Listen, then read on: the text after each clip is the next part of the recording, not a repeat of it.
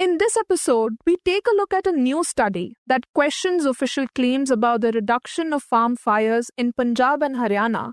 We also discuss Prime Minister Narendra Modi's remarks on the Hindu rate of growth. But we begin today by talking about why the local body elections in Maharashtra have become contentious and what they say about the current political landscape. Hi, I'm Icha Sharma, and you're listening to Three Things, the Indian Express news show.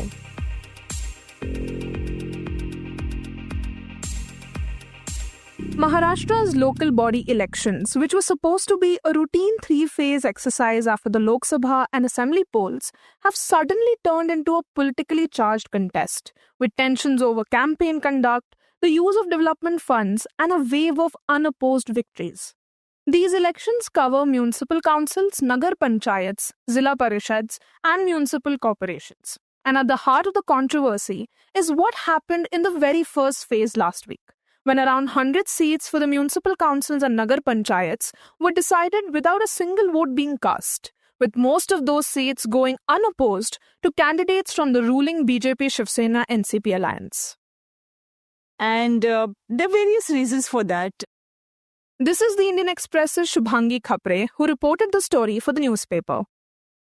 From BJP point of view, they allege that, they have not stopped anybody from contesting the elections. If the opposition wanted, they should have stood in the fray and they should have contested. And BJP claims in any case, our candidate was powerful enough, they would have won the seat. As far as opposition is concerned, the opposition believes the allegations made by opposition parties, that is Mahavikas Aghadi, which constitutes three parties, Shiv Sena UBT led by Uddhav Thackeray, Congress Party and NCP SP led by Sharad Pawar. Now their party, especially the Shiv Sena UBT, Uddhav Thackeray's party and Congress Party, they have alleged that in several places, in such seats where the elections was uncontested or unopposed, the BJP candidate got elected, they probably misuse the power. Now, the opposition believes the BJP tried to intimidate the candidates. They allege that the candidates were lured with different kind of, developmental funds, or there were other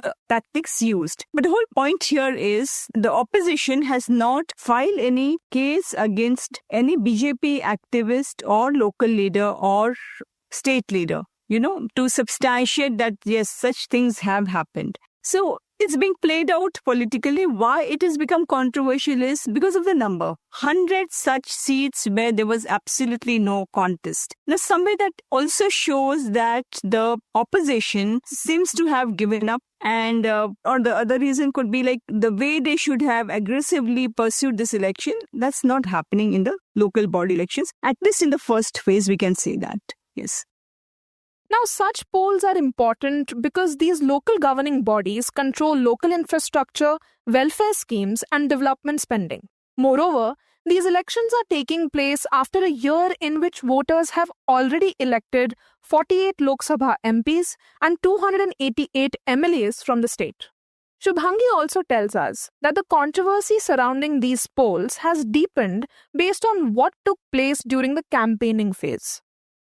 The unprecedented thing that we witness in this election is the members from the ruling parties, the BJP, the Shiv Sena led by Deputy Chief Minister Eknath Shinde and Ajit Pawar, who is the Deputy Chief Minister as well as Finance Minister of State and who is the party president of NCP. Now, if you look at this style of campaign, they're very aggressive, no doubt about it. Secondly, the number of rallies they are holding is again unprecedented. And the third thing is, when it's a code of conduct for any elections, whether it's Lok Sabha, state assembly elections or local body elections, there's a very strict code of conduct which is enforced by the Election Commission, the State Election Commission in this case. Now, there are certain do's and don'ts, and one is expected, irrespective of whichever party you belong to or you're in opposition. The code of conduct is very sacrosanct. Now, what we are witnessing in these elections, local body elections, is the top leadership of the ruling parties, be it BJP or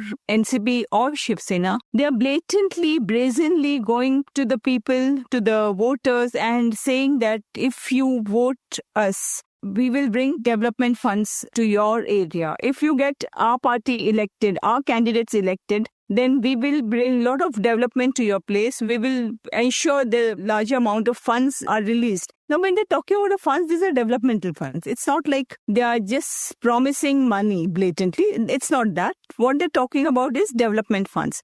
But the point here is, even whether the people vote for you or don't vote for you, as a ruling party, as a government, it's your fundamental duty and the fundamental rights of the people that they should get the development. Now, the catch is here, when a leader of a ruling party says that if you vote us, then we will bring development fund. If you don't vote us, then we will also think about it, whether to kind of bring the development fund or not.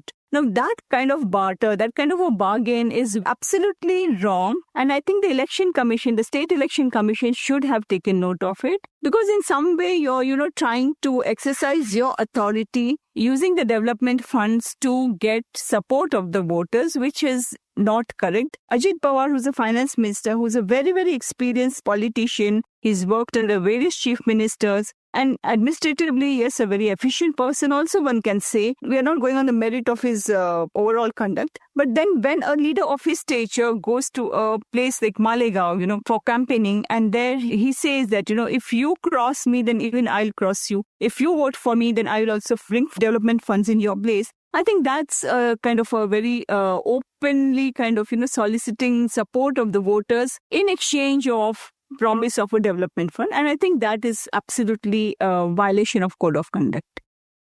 But now the controversy here is not limited to questions of pressure or inducements.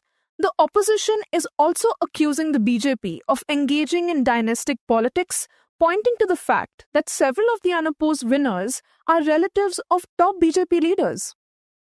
Yeah, in local body elections, the argument given by the BJP is that, this is local body elections, it's not like the dynasty politics as seen in, say, Congress or NCP led by Sharad Pawar's party or Uddhav Thackeray's party. But the point is, BJP has always been in the forefront opposing dynasty and especially hitting out at the Gandhi family for decades. Now, if you look at the last assembly elections also, the Lok Sabha elections also, and now in the local bodies elections, there are several such instances that show that, the sons, the daughters, the wives or husbands of a same family, are being given tickets in the local body elections. And there are ministers, like say Girish Mahajan, who's a water resources minister in Fadnavis government, is a senior BJP leader as well as minister. Now, his wife, and she's been in politics for several years, no doubt about it. But yes, then these are the instances we can point out to substantiate that, yes, even BJP is no different and it also is pursuing the dynasty politics. Or if we take an example of Amravati district, Chikhaldhara, where a candidate of Tharni Taluka, a candidate of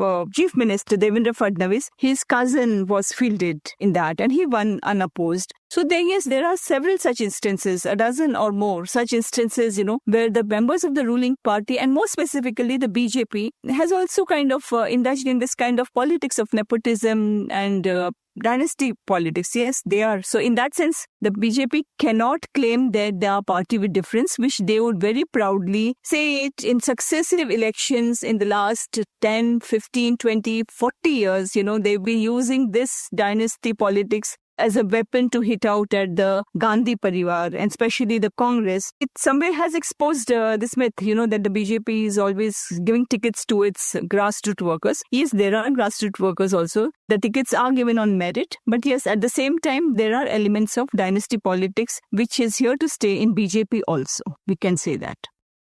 Now, Shubhangi tells us that the BJP's counter is twofold.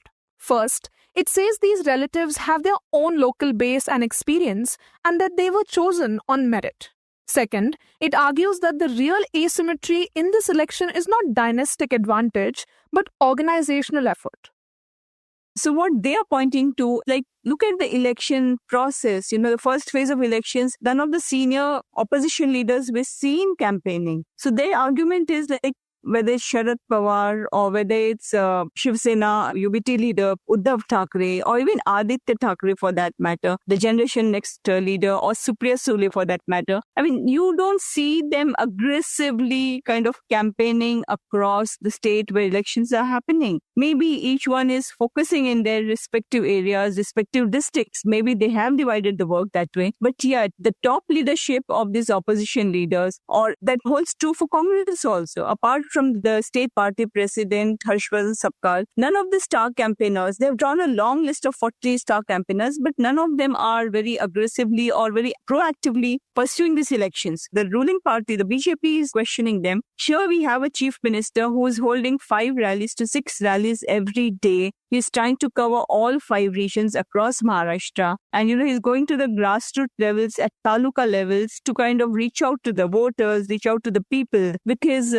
vision, with his agenda, with his 10 years plan, 5 years plan. Whereas, where is the opposition? But the least they could have done is they should have just at least kind of gone onto the ground level and campaigned for the candidates. And if the top leaders are so reluctant, then the question is, how can the candidate who's contesting such a powerful and such an upbeat party who's got a landslide victory in assembly elections, obviously they are going to be demoralized. This is the argument the BJP leaders are giving, or the political managers are analyzing this way. But the point here is that the ruling parties are very aggressively in the field. We can see it. Like each party, if you talk of BJP, there are more than 40 star campaigners who are working around the clock. And the chief minister himself is leading from the front. So in comparison, the opposition is not seen in the ground at all. Meanwhile, the timing of the results also added another layer of fiction. On the day of the first phase polling itself, the Nagpur bench of the Bombay High Court ordered that the counting of the votes, which was originally scheduled for the very next day, be postponed to the 21st of December. So this revision of the results for the first phase is definitely with keeping in mind that, these elections of first phase should not influence the subsequent elections that will happen in Zilla Parishads and the municipal corporations. So I think that decision somewhere the court has taken now. And that has clearly upset the BJP. The chief minister himself is very, very disappointed. He has today, speaking to the media, said that, what he feels is in his career of 25 years in politics, he has never seen the courts or the state election commission take he didn't use the word ad hoc, but saying that, the last minute decisions to defer it or to kind of reschedule the whole process of counting is something unprecedented. And he also says that in local body elections, it doesn't happen. And he also saying that, if this has happened due to the systemic failure or the lapse of the process, then the State Election Commission should look into this matter, because ultimately what he feels is if the earlier schedule was the results should have been declared December 3rd, they should have gone ahead with the same timetable. And another interesting point we saw is still the State Election Commission deferred elections in some places, like 24 municipal councils, they were deferred, and 154 seats also, and another 73 municipal councils. So that decision has clearly disappointed the BJP, because they feel the decision was taken just 48 hours before the polling took place. And their argument is the chief minister himself let the disappointment know to the State Election Commission and in public by saying that, what happens to the entire campaign process, the hard work the candidate has put in, it is unfair to the candidates. So these are the kind of issues raised by the state ruling party itself.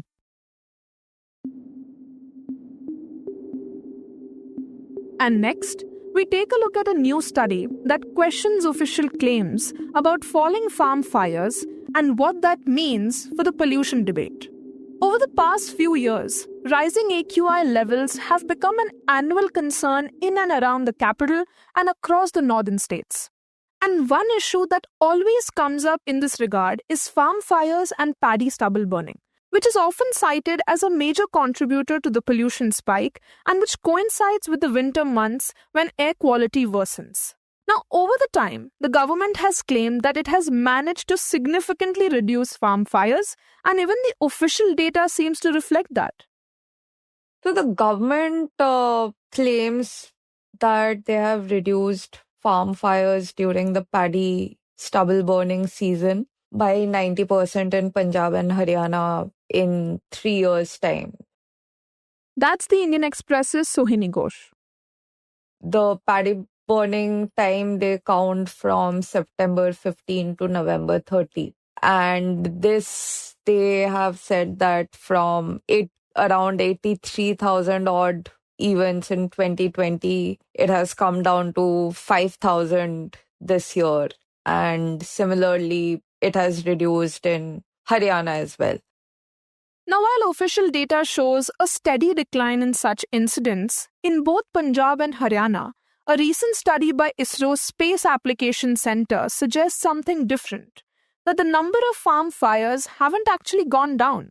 They just aren't being recorded properly. So to learn more about this study and its findings regarding farm fire frequency, my colleague Niharika Nanda speaks to Sohini in this segment. Sohini, tell us, what was the objective of this study and what have been some of its key findings?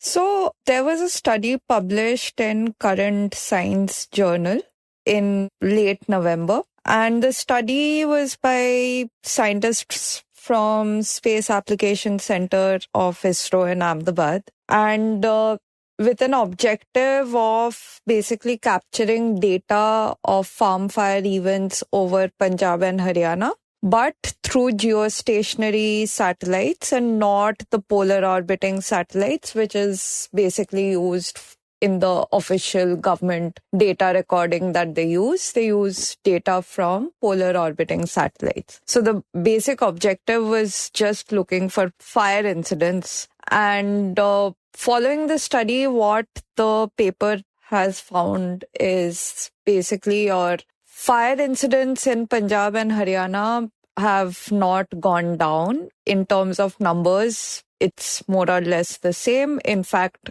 a slight increase even. But farmers have basically, perhaps they have shifted the time of stubble burning from afternoon to late in the evening or late afternoon. Okay, so this decline in farm fires that we see in the official data is actually not real? Correct. So basically what the scientists did was they took data from European geostationary satellites. Although India does have its own geostationary satellite, which is your INSAT series. And from these geostationary satellite data that the scientists took, it basically allows you to monitor over a specific area continuously. So what you can imagine it as is, for example, you have a truck in the middle of the road and it's stationed and there's a CCTV camera fixed on it. So the CCTV camera would be capturing everything that's going on continuously for as long as it's on. And from this data, what they found was your farm fire incidents in terms of the number of events taking place, these have not reduced, but because of the continuous monitoring, they could capture that the incidence frequency are at a different time than what it used to be.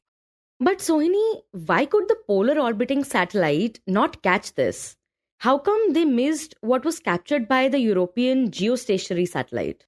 Now, what polar orbiting satellites do is they are basically moving around the Earth's orbit. So it's passing through a specific point on Earth at specific times. It's not getting a look of that spot continuously. So because of that, the polar orbiting satellites, they usually go over Punjab and Haryana at 10:30 a.m. and again 10:30 p.m. and 1:30 p.m. to 1:30 a.m. Similarly, a third one goes at around 2:30 p.m. and 2:30 a.m. So we have basically these limited times of surveillance over the spot.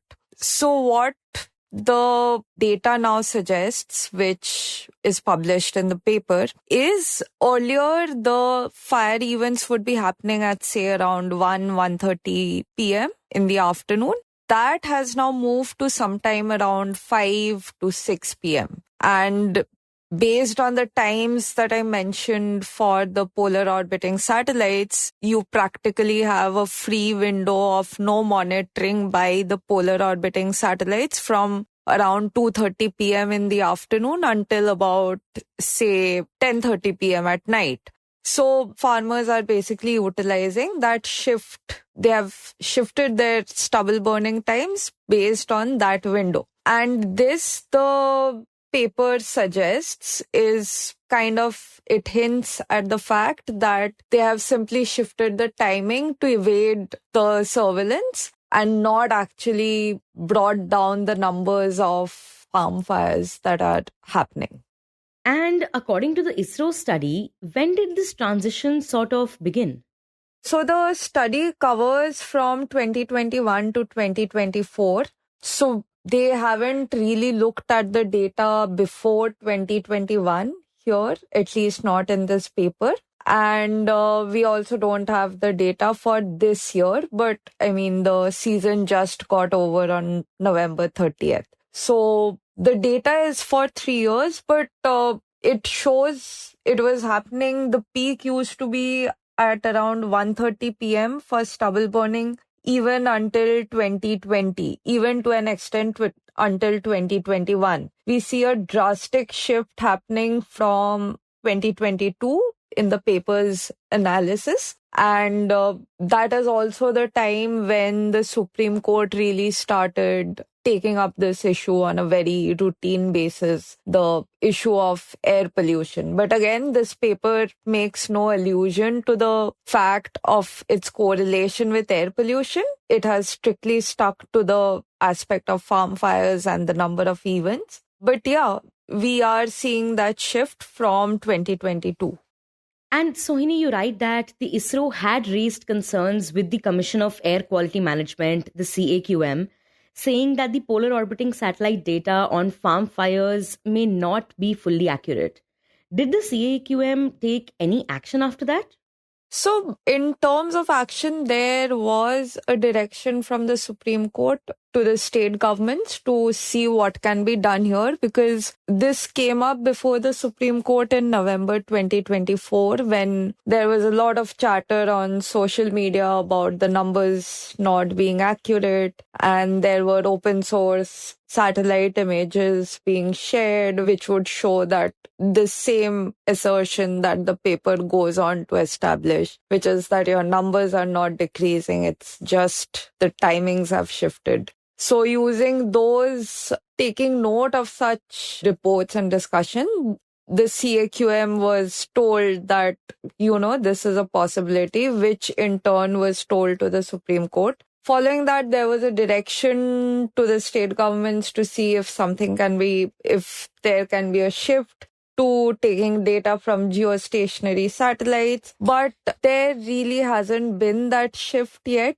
And for the most part, obviously now CAQM, I think last week, they have written that, they have kind of acknowledged that the satellite data being used by the government is probably not accurately representing the situation on the ground, but there really hasn't been any concrete action on this.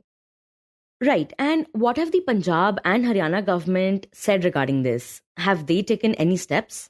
So here too, the government officials, they say that they are aware of this kind of how this is being bypassed. And to that effect, they have said that they have deployed more officials, they have arranged for late evening patrols, and basically putting out a lot of manpower for round-the-clock monitoring and enforcement. Also flying squads. They also have a dedicated Parali protection force, which is supposed to identify and report such incidents that might be escaping detection by satellites. CPCB also is supplementing with manpower. So there have been a slew of actions in this regard, and it remains to be seen how much of it actually prohibits the action altogether.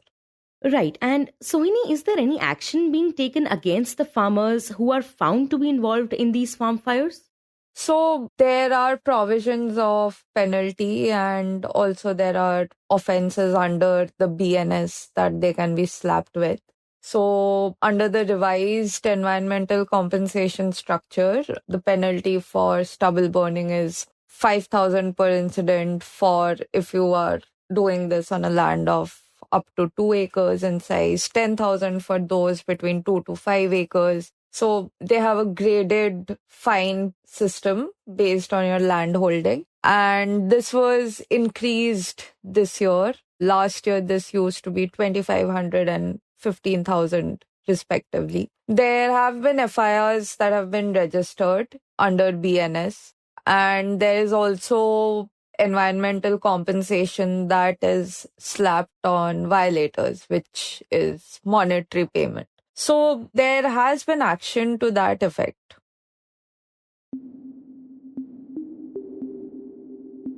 And in the end, we discuss Prime Minister Narendra Modi's remarks on the Hindu rate of growth. Speaking at the Hindustan Times Leadership Summit in New Delhi, Prime Minister Narendra Modi yesterday criticized the use of the term Hindu rate of growth and linked it to what he described as a lingering slave mentality that, in his view, has held back India's development. आज भारत की जो तेज growth हो रही है, क्या कहीं पर आपने पढ़ा, क्या कहीं पर आपने सुना? हिंदू रेट ऑफ ग्रोथ कब कहा गया? जब भारत 2-3% की ग्रोथ के लिए तरस गया था। आपको क्या लगता है किसी देश की इकोनॉमिक ग्रोथ को उसमें रहने वाले लोगों की आस्था से जोड़ना, उनकी पहचान से जोड़ना, क्या ये अनायास ही हुआ होगा क्या? जी नहीं, ये गुलामी की। Now, previously on the show, we spoke to the Indian Express's Udit Misra about this term, and he explained to us where exactly it comes from. So, the Hindu rate of growth is a term in economic literature now because it was first used by an Indian economist, Raj Krishna, and he used it, I think, in 1982. And he had been sort of following the Indian economy, working in different capacities. And he was actually considered to be a right-winger in that time. He was quite against the Congress government in terms of policy recommendations and stuff. And he had used this phrase, Hindu rate of growth, in a polemical manner. It was to attract attention to the fact that India had not grown fast enough over the first 3-4 decades. So that's where it came from. And I was reading the new Oxford Companion to Indian Economy, which talks about origins or the reasons why this phrase was used. And let me just quote something from that. The Hindu rate of growth was a polemical device used by Raj Krishna, intended to draw attention to the meager 3.5% growth rate experienced by India over the long run. What we're talking about, the long run, is roughly, the 50s, 60s, and 70s. And the fact that this growth rate sort of remained steady right through that period, despite the change in governments, wars, famines, and many other crises, that made him feel that this was an inherently cultural phenomenon. And he was a right-winger and he thought like that, and he designated it as a Hindu rate of growth. And this has to now, be in his address, the Prime Minister said that India is now seen as one of the fastest growing economies and referred to the 8.2 growth recorded in the second quarter of the current financial year. He described the present phase as one in which India is moving towards high growth with relatively low inflation and said the country is viewed as a contributor to global growth. Modi stated that India's current trajectory is not only about economic development, but also about a change in mindset. He said that a long period of colonial rule had weakened India's self-confidence and that slave mentality remains an obstacle in the effort to build a Viksit Bharat. He called for this mentality to be removed over the next 10 years, noting that 2035 will mark 200 years since Macaulay's policies, which he said had entrenched such thinking. एक पूरे समाज, एक पूरी परंपरा को unproductivity का, गरीबी का पर्याय बना दिया गया। यानी ये सिद्ध करने का प्रयास किया गया कि भारत की धीमी विकास दर का कारण हमारी हिंदू सभ्यता और हिंदू संस्कृति है। और हद देखिए, आज जो तथाकथित बुद्धिजीवी हर चीज में, हर बात में सांप्रदायिकता खोजते रहते हैं, उनको हिंदू रेट ऑफ ग्रोथ में सांप्रदायिकता नजर नहीं आई।